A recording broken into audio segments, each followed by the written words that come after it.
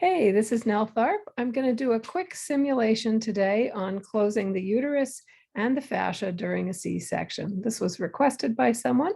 If you have questions, go ahead and reach out to me at midwifeworkshops.com.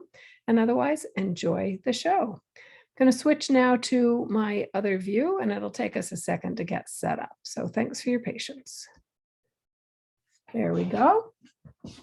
So today I have with me a colleague who is a novice first assistant, and we'll be working together. We're going to assume that the bladder blade has already been placed here. The baby has been born, the placenta has been delivered, and we're now going to close the uterus. So if you could go ahead and blot so I can see, that would be grand. All right, wonderful. I'm going to start with finding the apex, and the surgeon will be looking at the apex, but meanwhile, the assistant will be providing compression of the uterus. So they may be squeezing it. The uterus may be exteriorized, but the technique for closure will be the same. Some surgeons will do a one-layer closure. Some surgeons will do a two-layer closure. You just hold that down for me, please, since our uterus is not, in fact, attached. And we're going to focus on the traditional closure because that will show all of the techniques. And if you could cut, please.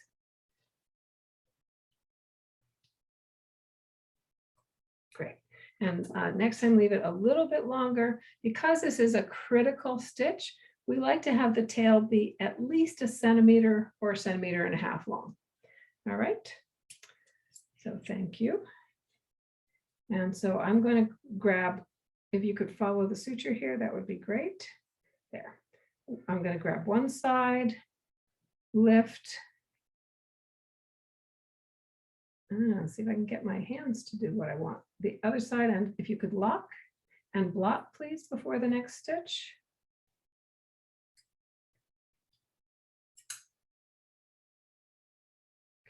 Follow the suture. You got to pull it tight.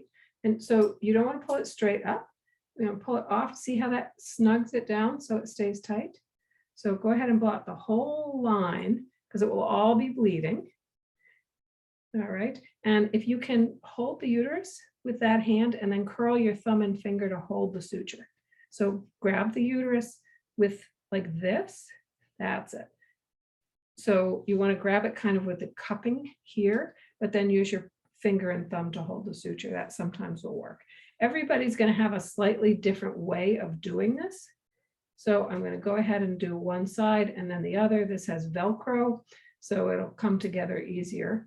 As I pull the needle out, the assistant, I'm going to pull the needle up. Now the assistant will re-grab and tighten. So grab right close. There you go. Beautiful. And then hold the suture because you want to keep the suture both out of the surgeon's way and with enough tension that the previous stitch doesn't loosen, and make a loop for the surgeon to bring the needle up through so that, go ahead and blot again because it's going to be bleeding. So that the suture will automatically lock. So don't let go of that end of the suture, please. All right.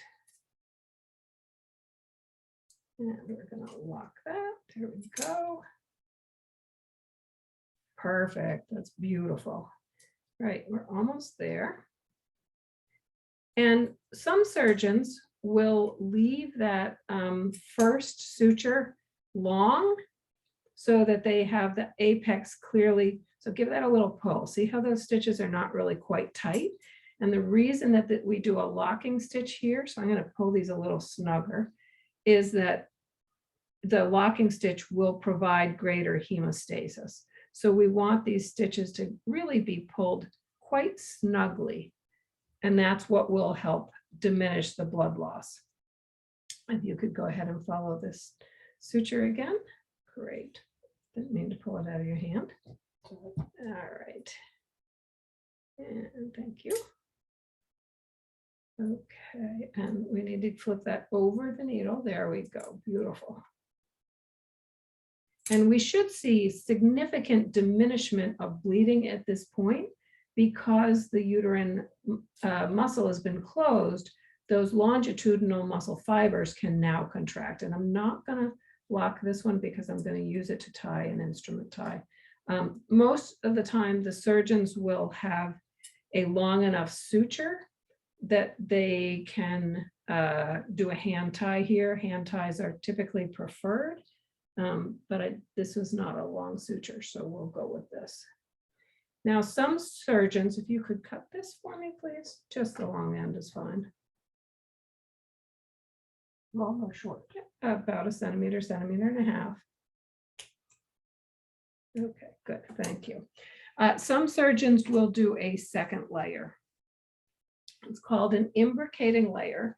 And what imbricating means is it will actually fold the tissue on top of the primary suture line. So I'm going to take a bite again out by the first stitch, by the apex. And so you can see the surgeon is taking a bite on each side while the assistant is blotting and providing support. We'll go ahead and tie the knot. Occasionally the surgeon will have the assistant tie the knot, but most of the time my experience is that the surgeons want to feel responsible, for this area and want to tie it themselves. And this is usually a two-handed tie, but I've got too many things going. All right, there you go. You could cut it. Beautiful. All right. So the assistant's role again is to blot and to follow the suture. You can follow it with whichever hand you prefer. So I'm going to take a bite on one side, and this can be done using either a horizontal or vertical stitch, but the key is that this is non-locking. So as the assistant holds the suture, drop, regrab, pull tight, you're going to see that the first suture line actually disappears. So some surgeons will do the first suture line with a running non-locking stitch. Some surgeons will do the first suture line with a running locked stitch for greater hemostasis. They are both acceptable. And many surgeons will do a second layer like this. This second layer takes tension off of the first layer, so it heals tension free. Other surgeons will only do a single layer, wanting to have a minimal amount of suture in the wound itself. Make sure that does not lock. There we go. If you pull that suture towards you, you can be sure that it won't lock. There you go. Nice job. And then as I pull up, I'm going to have you re-grab with one hand and then blot with the other so I can see. So blot out here where I'm going to be working. And when you blot, I want you to press firmly.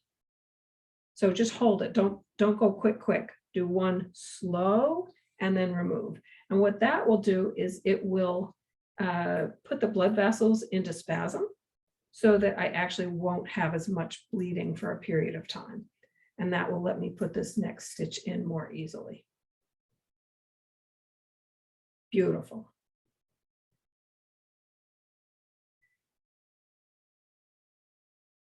You can make a model to do this simulation with a colleague out of a t-shirt and use the neckline of the t-shirt as the cesarean wound. So it's not difficult to do. So I'm going to do the last stitch. I'm hitting the Velcro here. Fortunately, there's no Velcro in a real person. Simulation is never quite like the real thing, but hopefully this will give you somewhat of an idea about how the wound is closed. And often this will be closed with the final knot being a two-handed tie, and the two-handed tie just tends to lay down a more reliable square knot, provided you have ample suture. And usually there's 4 to 6 throws. And if you could cut, that would be grand. The surgeon should hold this under tension so it makes it easier to cut. No, these are, so any critical layer, you want to leave the stitch end long. So thanks for asking. It's a great question.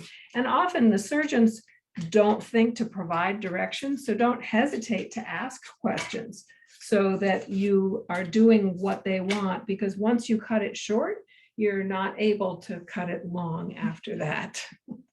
All right, so we're going to switch gears here and we're going to move to the fascia. So bear with me while I change my model over. I'm just trying to show you just the layers that you need to see. So here is our fascia. And you can see under the fascia, we've got the rectus muscles here, and they've been pulled together just manually. So we're just going to pull them toward the midline, and then we're going to have the fascia here. So the fascia is a layer that is essential to be closed because it is what provides support for the entire abdominal wall and prevents dehiscence of abdominal wall contents. Most often, the surgeon will apply a clamp to the far end, and the purpose of the clamp is to ensure that both layers of the fascia are captured. So this model only has a single layer, but real fascia has two layers, and the bottom one tends to curl back. So when we close the fascia, we're going to use the rule of ones, which means that we're going to start 1 centimeter beyond the apex, so we're in intact tissue, and then we'll make each stitch 1 centimeter from the previous stitch and 1 centimeter away from this cut edge to make sure that we're in intact tissue. Some surgeons will suture from one end to the midline and then have the assistant suture from the other end to the midline. I don't know if you want to try that today or not. And other surgeons will suture from one end all the way to the other end. There's benefits and drawbacks to each, but surgeons have their preference and we'll have to deal with their preferences. So I'm going to hold this clamp just for the moment. My assistant would actually have a retractor here holding abdominal tissues out of the way, but since we don't have them present, we don't actually have to have that in our view. So I'm going to place my stitch, I'm going to pop that up, and now the assistant can take that off while I finish placing my suture. And often the surgeons will not ask you to cut, but you should assume that you're going to be cutting. The surgeon may use a braided suture for this, or they may use a monofilament like PDS. If they use PDS, they're likely to have put in a lot of knots because the PDS has a lot of memory and it will not hold a knot as well. How's that come out? Has lower knot security. This is a running non-locking stitch. So go ahead and pull snug, good. I'm always going to do one side, lift, and there's no Velcro again. I'm going to lift so I see where my needle goes through. And from the assistant's perspective, you just want to be ready to grab and pull, and try not to put tension on the part of the suture where the needle is, where the surgeon is working. There we go. So as soon as you get about 6 inches up, grab and pull. I'm going to actually go a little bit further than a centimeter apart because I've got this Velcro in here. And grab and pull. Good job. Lovely work. Thank you. It takes time and experience, and having a surgeon who gives you good direction makes life easier when you're a new assistant. But if you have questions, sometimes you can ask them during the surgery, and sometimes you need to wait till the surgery is complete, or there's a quiet time. Make sure you watch out for the needle. Not all surgeons will watch your hands. They're focused on the incision and what they're doing, and assume that you're going to be watching the needle, and there's a little bit more tension, so hold closer. So as this gets shorter, you're going to have to hold closer to the tissue so that I have free range of my needle. And that's where you want to watch the fingers. All right, and we'll do one more, and I am actually going to reapply the clamp, and I should have done it a moment sooner, so my apologies for an inaccurate simulation. And now I am going to actually hold that, have my assistant pull it towards the assistant, so flat down, and turn it this way. So see how the tissues are lined up properly now? So that now I can make my little last stitch right at there. Okay, and you can go ahead and take that off, please. And then I'll go ahead and do my last stitch. And again, I'm out of suture, so I'm doing an instrument tie. All right, there we go. And longer. So if this suture line comes out, what happens? The client will dehiss. So we want to leave that long, so if the knots don't hold well, it's less likely to come untied. Okay, so that's the demo. If you have questions after you see it, go ahead and send me an email.